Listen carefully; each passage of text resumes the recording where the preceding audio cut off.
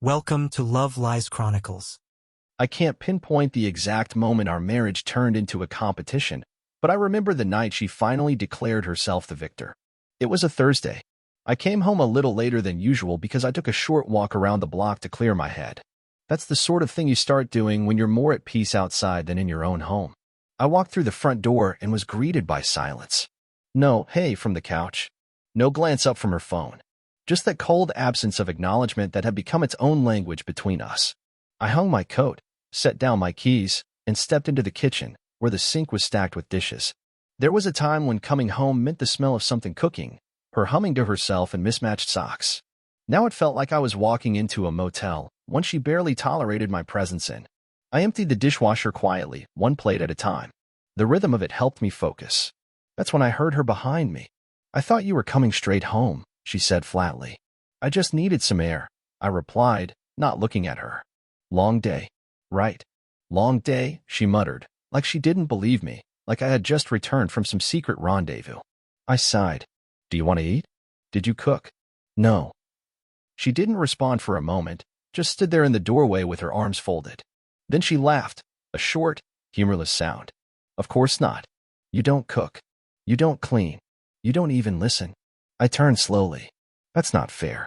"No, what's not fair," she shot back, stepping into the kitchen now, "is that I do everything. All the emotional work, the organizing, the planning, the remembering birthdays, the checking in, the scheduling. And what do? Work late and disappear for air. That's not how it is, and you know it." She wasn't listening. Or maybe she was, but it didn't matter. She had already built her case, and I was just the defendant waiting for sentencing. "I carry this marriage," she said, her voice sharper now. "If it wasn't for me, this whole thing would have collapsed a long time ago." The words hit harder than they should have, because they weren't, and she knew it. We both did. "You carry the marriage?" I repeated slowly. "Don't play dumb," she snapped. "Yes, I do. I carry us. You're just along for the ride." I didn't reply right away, because something inside me paused. She looked at me like she expected a fight, like she was ready to yell louder if I dared push back. But I didn't give her what she was waiting for. I just looked at her, and I realized something. This wasn't about dishes or dinner. This wasn't even about me. I thought about the past year, the holidays I planned without her lifting a finger, the nights I sat quietly while she vented about her job, the appointments I reminded her of, the bank account I managed, the arguments I swallowed just to keep the peace. I thought about the anniversary she forgot, the birthday card she signed last minute. The way every decision had to be filtered through her mood first. And now, she was standing in front of me, declaring herself the sole architect of this marriage. I nodded once. "All right," I said. She blinked. "All right what?" "You carry the marriage." "Got it." A flicker of confusion crossed her face. I could tell she expected resistance. Some grand defense. A man doesn't usually roll over that easily unless he's planning something. "I'm going to shower," I said calmly, walking past her. She turned to watch me, waiting for the usual follow-up. She got none. That night, I lay in bed staring at the ceiling while she scrolled through her phone beside me, occasionally giggling at something, as if she hadn't just gutted what was left of our connection with one dismissive speech. If she truly believed she was the one holding everything together, then I'd give her the opportunity to prove it. No more reminders. No more planning our weekends. No more checking the oil in her car before her road trips or ordering takeout when she didn't feel like cooking. She didn't notice it the first day. That's the part that stung the most. She breezed through the morning like she always did, tossing her dirty clothes in the hamper without sorting them, leaving the kitchen light on after grabbing her overpriced coffee pod from the machine I'd descaled just last week. Like clockwork, she left a half-eaten bowl of cereal in the sink and disappeared into her home office without a second thought. And I said nothing. I just went about my morning like a ghost in my own house, present, but silent. That evening, she mentioned we were almost out of groceries. Normally, I would have stopped by the store on my way home, checked our shared list, maybe even picked up her favorite snacks. Instead, I replied with a simple, "Yeah, looks like it." She blinked at me, surprised, then turned back to her phone. That was it. No follow-up, no question about when I'd go. Because she was so used to me filling in the blanks. By day 2, the small cracks began to widen. I heard her fumbling in the bathroom cabinets, searching for her vitamins. The ones I'd been ordering and refilling every month without fail.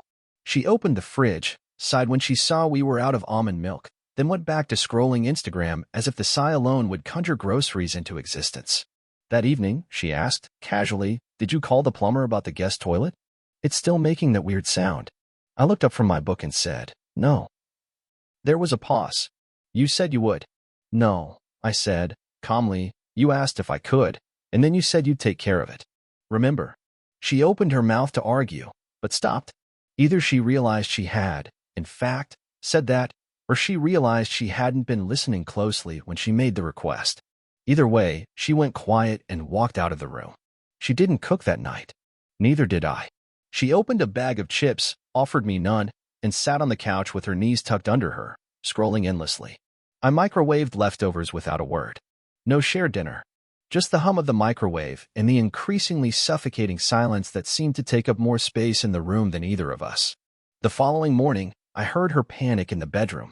Her client meeting was in 30 minutes, and she couldn't find the right blouse. The one I usually had dry cleaned after she'd toss it onto the closet floor in a rush. She was half dressed, half frantic, blaming the missing buttons on the dry cleaner, on me, on bad luck, anything but the truth. I stayed in the kitchen sipping coffee. When she finally came down, flustered and late, she glared at me like I had committed some offense just by breathing. "You could have told me my blouse wasn't cleaned," she snapped. "I didn't realize I was still managing your wardrobe," I replied, evenly. She rolled her eyes but didn't respond. Deep down, she knew I wasn't wrong. But letting go of the illusion that she had always been the one holding it all together meant admitting she had never truly carried anything on her own.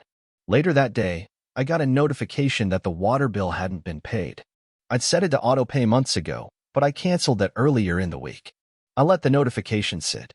She was the one who said she did it all. Let her notice. By the third day, the energy in the house had changed. Tension clung to the walls. She was quieter, not the cold silence she used when punishing me, but the confused silence of someone trying to piece together a puzzle that no longer played by familiar rules. She left a pile of Amazon boxes by the door, boxes I would have normally broken down and carried out to the bins. They stayed there, a monument to her assumption that things would magically take care of themselves. That evening, I watched her open the fridge, stare blankly at the contents, yogurt, half a lemon, an old container of hummus, and then shut it with a sigh. She turned to me. "Did you not get groceries this week?" "Nope." "Why not?" I looked at her, measured my words. "I figured you had it covered. You said you carry the marriage." For a moment, I thought I saw it, the flicker of comprehension, the realization that something fundamental had shifted. But she just nodded, slow and stiff, and left the room. I listened to her open a food delivery app a few minutes later. The sound of her tapping the screen filled the space between us. She hadn't carried the marriage. She'd just been riding shotgun in a car I had been driving on fumes for years. And now that I'd taken my hands off the wheel, she was finally seeing what that road really looked like. The best part? I hadn't raised my voice once. I had simply stepped back and let gravity do the rest. And she was already starting to lose her balance. By the time the weekend rolled around, the house didn't feel like a shared space anymore. It felt like two people trying not to breathe the same air. I'd become an observer, not a participant. And what I observed was a woman slowly slipping out of sync with the life she once believed she orchestrated. Saturday morning, I was already up, sitting in the den with a cup of coffee and the paper when I heard her storming down the stairs, muttering to herself. She was dressed like she hadn't slept, leggings wrinkled, sweatshirt inside out. She flung open the hall closet and started rifling through bags. "Where's the gift for Ava's party?" she asked sharply, not even glancing at me. "What gift?" "The one I told you to pick up. You never mentioned it." She stared at me, lips parted like she was trying to find her footing mid-sentence. I brought it up last week." "No," I said quietly. "You assumed I'd just know." She huffed and turned back to the closet, slamming it shut when she realized nothing was waiting for her. The truth is, she probably hadn't remembered herself until that morning. But acknowledging that would mean accepting she'd let something slip. And she couldn't afford to look like she was failing, not even to me. Later, I found her sitting at the kitchen table, surrounded by open tabs on her laptop, bills, schedules, shopping lists, reminders. Her phone buzzed every few minutes, emails from work or texts she answered with a kind of mechanical autopilot. I watched her stare at the screen like it might reorganize her life for her. There was a tightness in her jaw, the kind she usually masked with a forced smile. She was cracking. I could see it in the little things. The way she forgot to finish tasks she started, dishes half-rinsed, Laundry left wet in the machine overnight. The coffee pot sat cold because she'd started it without water. Twice. Normally, I'd catch those things and fix them before she noticed. But now, I let them sit. I wanted her to experience the accumulation, to feel the weight she swore she'd always carried alone. That afternoon, her sister called. I heard the conversation from the hallway as I passed. "No, it's just, everything's falling behind this week," she said. "No, he's fine. I guess he's just distracted or something." Distracted. I smiled to myself. She still couldn't say the truth, not even to her own blood. By Sunday, the cracks turned to fractures. I was sitting on the porch, reading. She opened the door behind me with a snap. "Did you move my charger?" "Nope." "Well, it's not where I left it." I didn't respond. "I've had enough of this," she said, stepping forward. "You've been passive-aggressive all week." I closed the book. "No, I've been passive. The aggression's all yours." She went quiet, processing that. Then her eyes narrowed. "You think you're proving something, don't you? That if you check out, I'll come crawling back begging for help." "No," I said calmly. "I'm not proving anything. I'm just accepting what you said." Her voice cracked. "Which was what?" "That you carry the marriage." "I believed you." Her mouth opened again, but nothing came out. She turned and went back inside, letting the screen door slam behind her. I stayed out there a while, watching the trees shift in the wind, letting the silence settle around me like a second skin. That evening, I found her sitting on the edge of the bed. The lights were off, but she wasn't asleep. She was upright, motionless, staring at nothing. When I walked in, she turned her head slightly. "I forgot to pay the electricity bill," she said flatly. I nodded. "There's a late fee now." "Yeah." She looked down at her hands. "I meant to do it on Wednesday, but I had to take over a meeting for my boss. Then the car needed an oil change, and I forgot to schedule it. And I couldn't find my keys this morning, so I had to take an Uber." She twisted her fingers together like she was trying to squeeze some kind of answer from them. "I haven't had time to do anything. I'm behind at work. The house is a mess. I haven't cooked in a week." She looked up at me then, her eyes finally meeting mine. "This isn't how it's supposed to go." "According to who?" I didn't think it would feel like this." "Like what?" "Like everything is on me." I sat on the other side of the bed, not touching her. "3 days ago, you said it already was." She didn't speak. Her silence said enough. Regret tastes bitter when it comes dressed as truth. She built this illusion that she was the glue holding everything together. And now, when left to hold it on her own, it was slipping through her fingers like sand. She tried to spin it on me by Monday morning. I was brushing my teeth when I heard her voice from the hallway, not loud, but strained, like she had rehearsed it in her head before delivering it. That's how it starts with her. A build-up to a confrontation masked as concern. "Are we just not going to talk about what's happening between us?" she asked. I rinsed my mouth and looked at her through the mirror. I wasn't aware anything new had happened.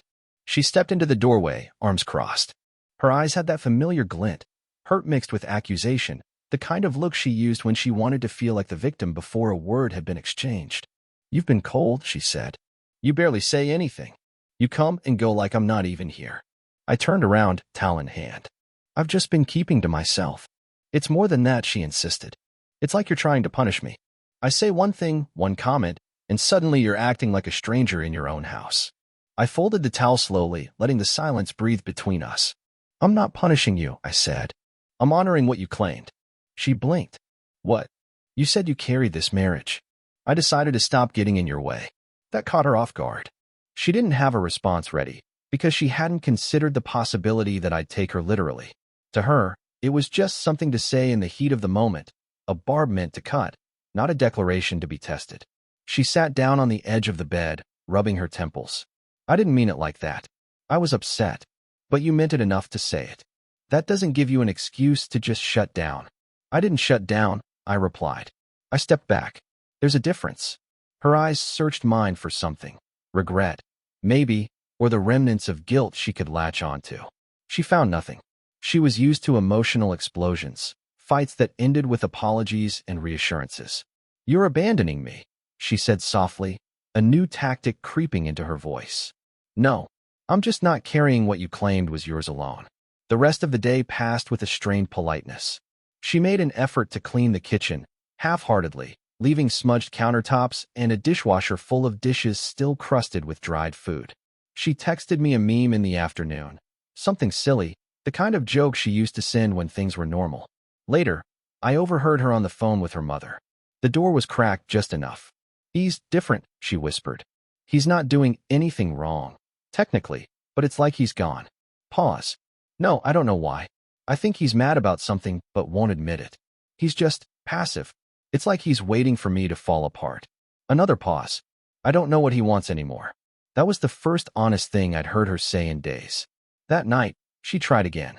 We were in bed, back to back, like strangers in a shared hotel room, when she turned over and gently placed her hand on my shoulder. "Hey," she said, "can we talk?" I stayed still. "About what?" "About us." Her tone had softened. But it wasn't humility. It was fear. "I know I said some things last week that were harsh," she continued. "But you're not exactly innocent either. You've been distant. Cold. You shut me out like I don't matter." I exhaled slowly, feeling the weight of her attempt to rewrite the past few days. "You said you carried this marriage. That I didn't do anything. That I was just along for the ride. All I did was step aside and let you steer." "But that's not fair," she said, voice cracking. "You knew I didn't mean it like that. Then how did you mean it?" I was frustrated, overwhelmed. I felt like I wasn't being heard. I sat up, turned to face her. "And instead of asking for help, you diminished everything I did. You needed to feel superior, so you reduced me to a passenger. Now that you realize driving alone is exhausting, you want me to forget it ever happened." Tears welled in her eyes, and for a second, I thought maybe this would be the moment she broke the pattern. But instead, she whispered, "I just wanted to feel appreciated. And I wanted to feel respected," I said, standing. "But here we are." I left the bedroom and went downstairs. Sat on the couch in the dark, letting the silence of the house wrap around me. I heard her crying upstairs. Not the performative kind she used when she needed leverage. This was different. But I didn't go up, because I needed her to sit with it, to feel the weight of what she'd said, what she'd claimed. She just didn't want me to stop carrying her. I woke up early that morning, before the sun even touched the windows. I didn't stir her. She lay there curled tightly on her side, the sheets wrapped around her like a shell. Downstairs, I brewed coffee. 2 mugs out of habit, but this time, I only filled one. I sat at the table and listened to the creaks of the house coming to life. The faint hum of the refrigerator, the rustle of the wind outside. All of it felt heavier than it used to. Maybe because I knew today was the day I was done pretending things could go back to normal. Because I didn't love her anymore. She came downstairs an hour later. Same oversized hoodie, face puffy from crying, hair pulled back without care. She paused in the kitchen, like she wasn't sure she was welcome. I waited until she sat down across from me, holding her mug like it might offer her some stability. Then I slid the folder across the table. She opened it. Inside were copies of every major household responsibility we'd juggled together. Utilities, mortgage details, subscription services, insurance contacts, even the calendar of yearly maintenance I'd quietly tracked for our home. I had itemized it all, what I'd done, what I'd managed, what I'd silently carried without ever being asked to. She looked up, blinking. "What is this?" I wanted you to see what it looked like, what it really meant to carry the marriage. Her mouth parted slightly, as if to speak, but no sound came. She flipped through the pages. The gas bill account, the auto insurance policy renewal dates, instructions for resetting the router when the internet cuts out. She lingered on that page longer than I expected.